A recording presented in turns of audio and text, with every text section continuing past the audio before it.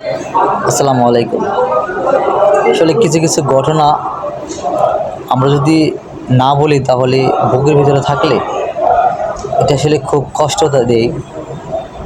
তো যে ঘটনাটা আজকে আমি উমরাতে গিয়ে ঘটেছে সেটা আমি একটু বলে আপনাদেরকে যদি আসলে মানুষকে আমরা যত আপন ভাবি, আমরা আপন ভাবলে কী হবে, কিন্তু অন্যরা তো তা ভাবে না। তো দেখেন, আমরা বাহিরে আসলে কিন্তু আমরা বাঙালিদেরকে খুঁজি, নিজের দেশের মানুষকে খুঁজি, এলাকার মানুষকে খুঁজি, যেন একটু সহযোগিতা পাই, বিপদের সময় যেন পাশে থাকে।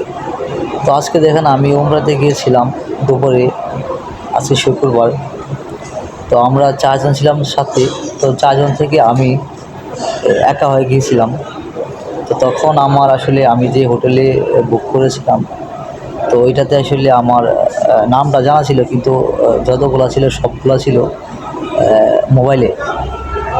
তখন আমি যখন একা হয়ে যাই, তখন আমার না আমি বলতে পারতেছি কাউকে।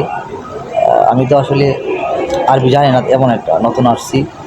তো তারা তিনজন আগেই চলে আসছে আমাকে একা ফেলে। তা আমার মোবাইলে চার্জ নেই। তো তাদের সঙ্গে যে যোগাযোগ করে আমি যে হোটেলের ঠিকানাটা নিব, সেটারও তেমন কোনো ছিল না, উপায় ছিল না আমার। তখন আমি প্রথমে যাই আমি কেরালার দোকানে, পাশাপাশি মক্কার গেটের বাইরে তখন একটা কেরালার দোকান ছিল। তখন ওইটাতে গিয়ে আমি বললাম, ভাই আমাকে একটু মাত্র 2% চার্জ দেন, আমি হোটেলের নামটা শুধু দেখবো এবং আমি একটু কল দিয়ে জানবো যে হোটেলটা কোথায়। আমার সহযোগী বন্ধুদের কাছে একটা কল দেবো। তো সে বলতেছে না, আচ্ছা সে হচ্ছে কেরালা, ইন্ডিয়ান মানুষ, তাতে তেমন একটা দুঃখ লাগেনি। তো পরে গেলাম একটা বাঙালির দোকানে। আমি দূর থেকে দেখলাম যে তিনজন বাঙালি একটা দোকানে কাজ করতেছে। তখন আমি মনে হচ্ছে যে আমি অনেক আশা নিয়ে গেছিলাম যে এখানে যে তারা অবশ্যই বাঙালিদেরকে বাঙালি হেল্প করবে, সেটাই স্বাভাবিক। প্রথমে গিয়ে আমি জানতে চাইলাম যে, ভাই আপনি কি বাঙালি? বলতেছে যে হ্যাঁ। যে এই লোকগুলা কোন জেলায় সেটাও আমি আপনাদেরকে বলবো, তো সবগুলা শুনে যাবেন। তো সে বলতেছে হ্যাঁ। তো আমি বলতেছি যে, ভাই আমি তো হোটেলের নাম্বার জানি না এবং কোথায় যাব সেটাও জানি না, তো কোন বাসে যাব সেটাও জানি না। তো আমার মোবাইলে একটু চার্জ দেন এবং আমার সহযোগীদেরকে একটু কল দিয়ে জানবো যে হোটেলটা কোথায়। মাত্র 2% চার্জ দেন। সে বলতেছে আমার এখানে তো চার্জ নাই।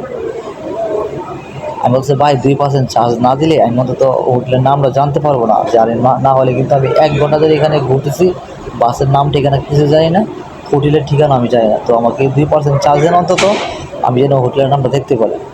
তো সে বলতেছে নাই নাই নাই বলতেছে। আমি এটা করে বুঝিয়ে বললাম, সে শুনতে চাচ্ছে না। সে তার মনের মধ্যে লাগতেছে না যে আমি যে কত বড় একটা সমস্যায় পড়েছিলাম। তো আসলে পাশাপাশি আরেকটা ভাই ছিল। তো তার কাছে বললাম, ভাই দেখেন আমি কিন্তু অনেকক্ষণ ধরে খোঁজাখুঁজি করতেছি, কিন্তু হোটেলের নামটা এখন এই মুহূর্তে যদি আমি না জানি, মোবাইলে চার্জ যদি না দেই, তাহলে কিন্তু আমার যাওয়াটা এখান থেকে অসম্ভব।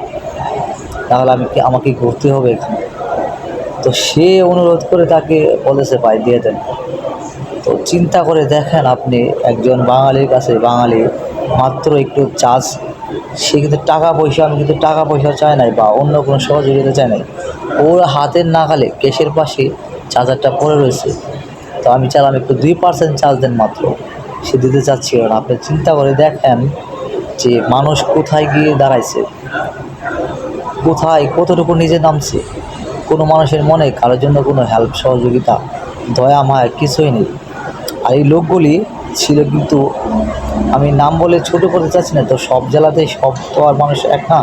তো তারা নোয়াখালীর ছিল। তো যাক, সেটা আমি বড় কথা না। তো আসলে মানুষ মানুষের কাছে সহযোগিতা চাইবে, সেটা যেই হোক, বাংলাদেশি হোক, দেশের অন্য কেউ হোক।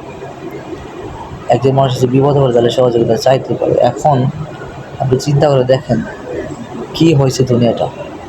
সবাই ভালো থাকবেন। আল্লাহ হাফেজ।